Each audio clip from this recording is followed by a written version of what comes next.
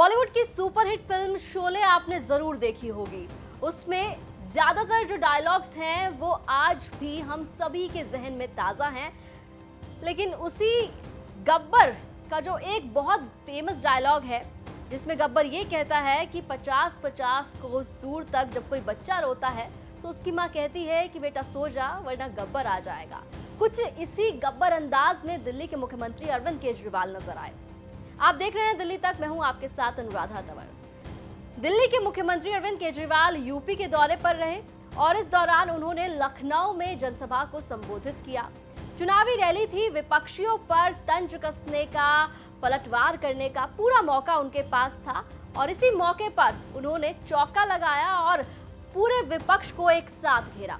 जी हाँ, और कुछ गब्बर के अंदाज में घेरा। किस तरह से उन्होंने फिल्म शोले का गब्बर का डायलॉग बोला वहां पर, वो आप सुनिए। मैं बताता हूं मामला क्या है। आतंकवादी दो तरह के होते हैं। एक वो आतंकवादी होता है जो जनता को डराता है और एक वो आतंकवादी होता है जो भ्रष्टाचारियों को डराता है।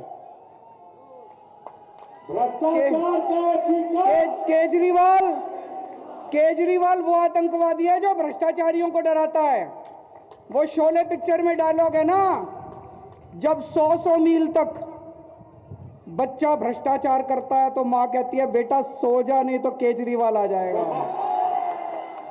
दरअसल 16 फरवरी को अरविंद केजरीवाल के पुराने साथी और आम आदमी पार्टी के पूर्व नेता और मशहूर कवि कुमार विश्वास ने केजरीवाल पर एक सनसनीखेज आरोप लगाया, एक गंभीर आरोप लगाया, जिसमें उन्होंने ये कहा कि अरविंद केजरीवाल अलगाववादियों के साथ मिलकर, खालिस्तानियों के साथ मिलकर पिछली बार जब पंजाब में विधानसभा के चुनाव होने वाले थे उससे पहले एक अलग देश बनाकर उसका प्रधानमंत्री बनना चाहते हैं। ये बात कुमार विश्वास ने कही कि ये अरविंद केजरीवाल ने उनसे कहा था।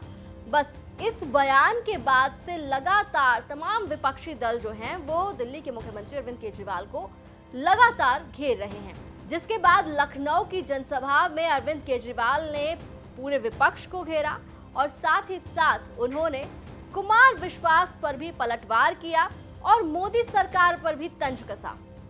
पिछले 5 साल में 7 साल में मोदी जी ने मेरे घर पे सीबीआई की रेड कराई, मेरे दफ्तर में सीबीआई की रेड कराई।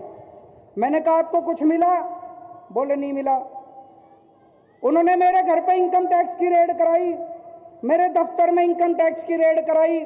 मैंने कहा मोदी जी कुछ मिला? बोले नहीं मिला। उन्होंने ईडी की रेड कराई, रॉ की रेड कराई, दिल्ली पुलिस की रेड कराई, सारी रेड करा ली मेरे ऊपर। मैंने कहा जी कुछ मिला? बोले नहीं मिला। तो मैंने कहा फिर?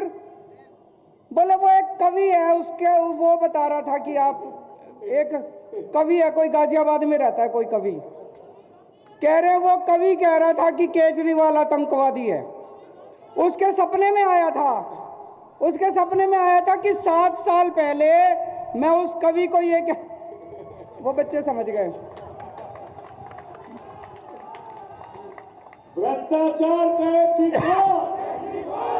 वो कहते जी उस कवि के सपने में आया था कि 7 साल पहले मैं उस कवि को कह रहा था कि मैं भारत के 2 टुकड़े कर दूंगा और 1 टुकड़े का प्रधानमंत्री मैं बन जाऊंगा। मैंने कहा प्रधानमंत्री जी मैं कहां भारत के 2 टुकड़े कर दूंगा? आपकी ईडी को नहीं पता चला, रॉ को नहीं पता चला, सीबीआई को नहीं पता चला, इनकम टैक्स को नहीं। मैंने कहा एक काम करो ना, ये सारी बंद कर दो एजेंसी, उस कवि को ही रख लो, वो ही बता दिया करेगा सपने में क्या आ रहा है और सपने में क्या नहीं आ रहा। ये बंद कर दो, सीबीआई बंद कर दो, रॉ बंद कर दो, ईडी फीडी क्या दुखी कर रखा है दुनिया को, उस कवि को ही रख लो अपने दफ्तर में, वो कवि बता दिया करेगा। तो इन्होंने तमाशा कर रखा है देश की सिक्योरिटी का, इन्होंने कॉमेडी कर रखी है देश की सिक्योरिटी की। पिछले 6 दिन से लगातार ये जो कंट्रोवर्सी है वो चल रही है। बार बार अरविंद केजरीवाल से इस मुद्दे पर विपक्ष सवाल पूछ रहा है। भारतीय जनता पार्टी हो या फिर कांग्रेस पार्टी हो, तमाम पार्टियां जो हैं वो दिल्ली में केजरीवाल के आवास का घेराव कर चुकी हैं और लगातार उनसे पूछा जा रहा है कि जो आरोप लगाए हैं कुमार विश्वास ने, क्या वो सच्चे हैं या फिर झूठे हैं। अब दिल्ली के मुख्यमंत्री अरविंद केजरीवाल की ओर से इस पर एक बार फिर से सफाई दी गई है या फिर आप ये कह सकते हैं कि उनकी तरफ से जवाब दिया गया है। दिल्ली और एनसीआर की खबरों के लिए आप देखते रहिए दिल्ली तक।